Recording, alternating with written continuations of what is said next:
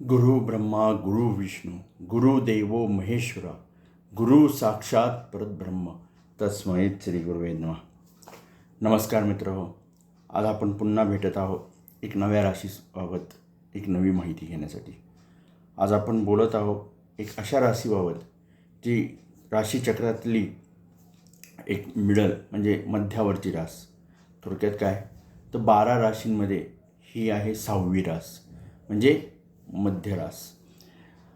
ही रास आहे ज्याच्यामध्ये एक पुरुष हातात तराजू घेऊन उभा आहे. म्हणजे योग्य ते तराजू एकदम समतोल आहे, ना वरती ना खाली, एकदम समतोल असा तराजू त्यांनी हातात घेतलेला आहे. म्हणजेच काय तर तो काय दर्शवितो की समान न्याय, कुठेही कोणाला वरचढ जाऊन न देणे असं हे दर्शवतो. आता तुम्ही ओळखला असेल म्हणजे तुम्हाला ज्या अर्थी तुम्हाला ज्योतिषाची आवड आहे तर त्यानुसार तुम्ही ओळखली असेल ही रास कुठली. ज्या हातात तराजू धरला आहे असा पुरुष म्हणजेच ती आहे तूळ रास. तूळ रास ही आहे शुक्र ग्रहाच्या आधिपत्याखाली असलेली रास. शुक्र ग्रहाच्या आधिपत्याखाली 2 राशी येतात, एक वृषभ आणि एक तूळ. दोन्ही पण विरुद्ध, जरी ते शुक्राच्याच आधिपत्याखाली आहे पण दोघांचे गुण हे अत्यंत विरुद्ध आहेत.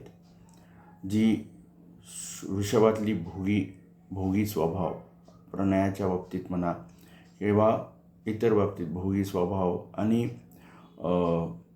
एकदम म्हणजे काय म्हणतात त्याला धुंद स्वभाव, तर हीच तुळेमध्ये तुम्हाला मंद तरल एकदम निष्पाप टाईपचं स्वभाव जो आहे तो तुम्हाला दिसून येईल.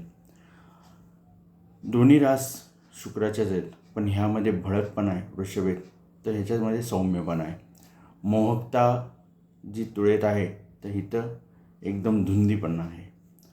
सांगायचं काय तर आहे तर दोन्ही शुक्राच्याच राशी पण कुठे हाय आणि कुठे लो अशा टाईपचे तुम्हाला याच्यामध्ये फरक दिसून येईल. आता तुळ्या राशीचे जे नक्षत्र आहेत ते 3 आहेत. एक आहे चित्रा नक्षत्र.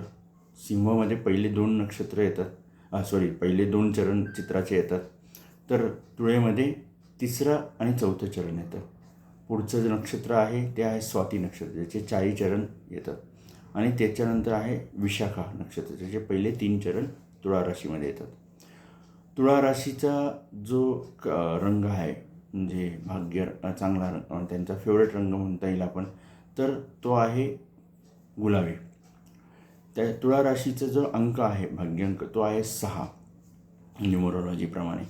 त्याचा महिना जो आहे शुभ महिना तो आहे जून. जून महिना हा तुळा राशीसाठी शुभ महिना आहे. त्याचे मित्रग्रह जे आहेत ते आहे बुध, शनी, राहू आणि केतू. आणि शत्रुग्रह जे आहेत ते आहे रवी, मंगळ आणि गुरु. ह्यांचे मित्ररास जी आहे ती आहे मिथुन, धनु आणि सिंह. आणि शत्रुरास जी आहे ती आहे कर्क, मकर आणि मेष. ह्या त्यांच्या शत्रुराशी आहेत. आता तुळा राशीचा जो भाग्यरत्न आहे तो आहे हिरा आणि ओपेल. तर ह्यांचे जे जातक ह्यांच्या तुळा राशीमध्ये जन्माला येतात तर त्यांचं जे नाव आहे तर ते त्यांचं नामाक्षर ते र आणि त वर्ण, म्हणजे तुम्ही रा, रे, रू, रे, रो ठेवू शकता. तर ती, ता, तो, ते अशा पद्धतीने तुम्ही ते नावं ठेवू शकतात. आता या राशीचं जे वर्णन आहे तर ते ही पुरुष राशी आहे आणि वायुतत्वाची आहे. चिर स्वभाव म्हणजे स्थिर स्वभाव यांचा असतो. कलात्मक आहे, रसिकता ह्यांच्यात दिसून येईल तुम्हाला. शांत स्वभाव, हुशार, परिपक्वता ह्यांच्यात, मनाची परिपक्वता तुम्हाला याच्यामध्ये दिसून येईल. समतोल वृत्ती, कोणाला जास्ती वरचढ होऊन देणार नाही, सर्वांना समान त्याने वागणार. ग्रहणशक्ती यांची उत्तम अशी असते. अत्यंत मोहक स्वभाव व्यक्तिमत्व असतं.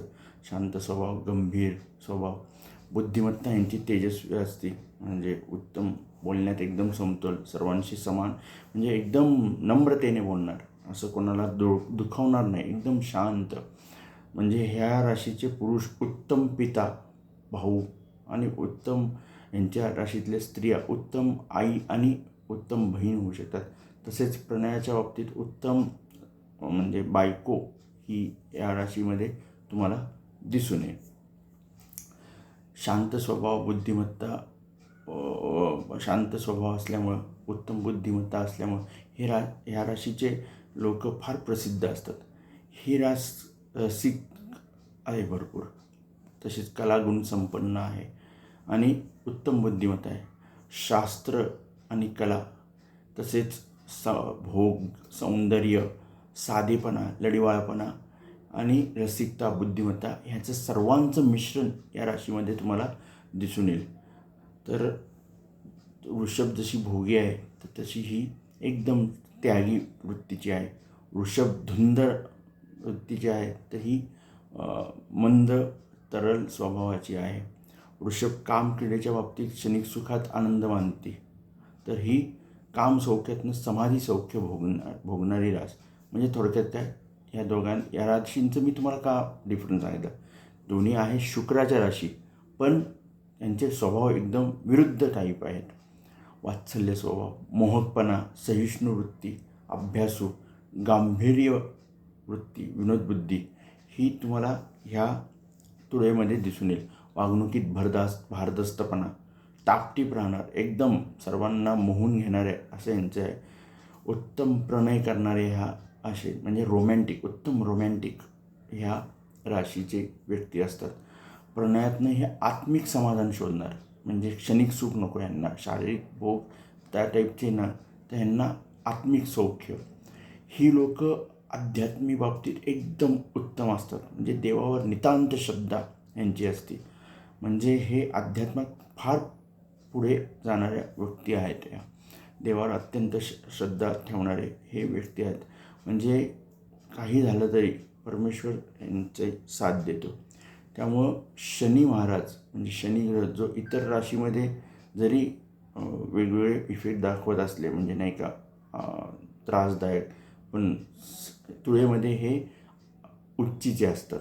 त्यामुळे ह्यांच्या तुळ्या राशीच्या लोकांना जर शनी साडेसाती आली, त्यांना जास्ती त्रास त्या ह्याचा होत नाही. पण हेच रवी हा या राशीमध्ये नीचेच असतं, कारण का रवीमध्ये अग्नितत्वाचे असल्यामुळे हे फार कठोर असतात. त्यामुळं तुळेचं आणि यांचं जमत नाही शक्यतो. तसेच ही व्यक्ती फार लोकप्रिय असते सर्व समाजामध्ये. व्यवहार चातुर्य, हौशी, रसिक, समाजप्रिय असते. कुठलीही अडचणी मार्ग काढणारी असते. त्यामुळे हे अत्यंत म्हणजे नाही का प्रिय व्यक्ती असतात समाजात. म्हणजे ही व्यक्ती जर सून म्हणून कुठल्या घरात गेली आणि सून म्हणून अत्यंत घरात सगळ्यांना एकवटून घेणार, पण तीच सून जेव्हा घरातनं समजा माहेरी गेली, तर तोपर्यंत घर असं एकदम शांत वाटणार, कारण का त्या व्यक्तीचा जो सहवास असतो तो हवाहवास असतो. त्यामुळे ही व्यक्ती गेल्यानंतर एकदम शांत होतं घर, आणि फार म्हणजे नाही का त्या तुळेच्या व्यक्तीची आठवण काढतात सर्वजण, तर मिस करतात म्हणतो ना आपण, तर ते खऱ्या अर्थी ह्या लोकांना ते मिस करतात. ह्या व्यक्तीचा जो आहे म्हणजे ही राशीचक्रामध्ये मध्यावर आलेले असते. त्यामुळे हे परमार्थात एक पाय ह्यांचा असतो तर एक प्रपंचात, म्हणजे हे दोन्ही पण समतोलरित्या मॅनेज करतात. हे व्यक्तीची लोक जे असतात तुम्हाला ब्युटी पार्लर, कॉस्मेटिक्स, शास्त्रज्ञ म्हणून, तसेच शिवणकाम, भरतकाम, तसेच विणकाम, तसेच वाद्य बनवणे आणि रेशमी काम ह्याच्यामध्ये तुम्हाला ह्या व्यक्ती जास्तीत जास्त दिसून येते. कला क्षेत्रात ह्या उत्तम असतात, म्हणजे कलाकार म्हणून हे फार उत्तम असतात. ह्यांचं जर ऋण बाजू बघितली तर ही रास जी आहे ती मूत्रपिंडावरती, म्हणून यांना किडनीचे वगैरे त्रास जास्ती असतात, लघवीचे त्रास वगैरे असतात. ते यांना गर्भाशयाचा त्रास यांना जास्ती करून दिसून येतो. स्किन रोग यांना दिसून येतो. तसेच यांना जर एकदम टेन्शन आलं तर ह्या अत्यंत नैराश्यात जाणाऱ्या ह्या व्यक्ती असतात. व्यसनाधीन होऊ शकतात जास्ती टेन्शनमध्ये. त्यामुळं ह्यांनी फार मनावर ताबा ठेवणं फार गरजेचं असतं. कंबरदुखी यांना जास्ती करून दिसतं. मज्जारज्जूचे त्रास म्हणजे स्पायनल कॉर्डचा त्रास यांना दिसून येईल. यांना हे न्यायाधीश म्हणून फार उत्तम असतात, म्हणजे न्यायनिवाडा करण्यात हे फार उत्तम व्यक्ती असतात. ह्यांच्यासाठी जो मंत्र आहे तो आहे ओम शुम शुक्राय नमः. पुन्हा सांगतो, ओम शुम शुक्राय नमः. हा मंत्र ह्यांनी 105 वेळा म्हणावा. आणि व्यासांनी ह्यांच्यासाठी जो मंत्र दिला आहे तो आहे हीमकुंद मृणालाभम दैत्यानां परमं गुरुं सर्वशास्त्र प्रवत्कारं भार्गवं प्रणमाम्यम.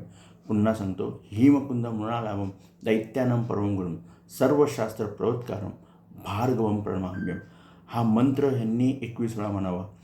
कसं आहे, तुळरास जी आहे ती अत्यंत रसिक स्वभाव, शांत स्वभाव, सर्वांना मोहक म्हणजे स्वभावाचे, सर्वात प्रचूर म्हणजे समाजात प्रचूर व्यक्ती अशी ही रास आहे. त्यामुळं ही रास फार म्हणजे नाही का, सर्व समाजामध्ये ही राशीची व्यक्ती फार उठून दिसतात. हिरा आणि ओपेल ह्यांच्यासाठी भाग्यरत्न आहे. तर अशा तऱ्हेने हे तुळ राशीचे व्यक्ती जे आहेत ते अत्यंत प्रिय व्यक्ती समाजात असतात.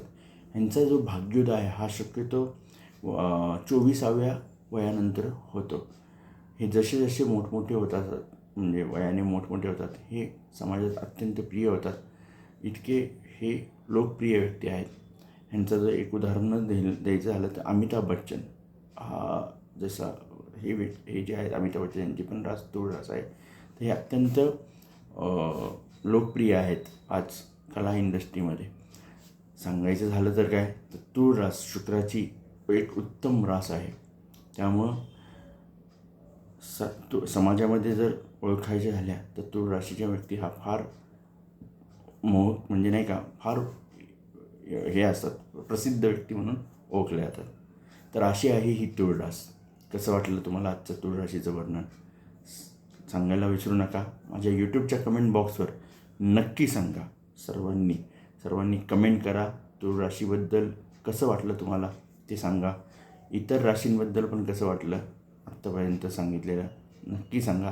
काही अडचण असेल तर माझ्या यूट्यूबच्या कमेंट बॉक्सवर नक्की कळवा. मी नक्कीच तुमचा प्रयत्न करेल त्या अडचण सॉल्व करायच्या.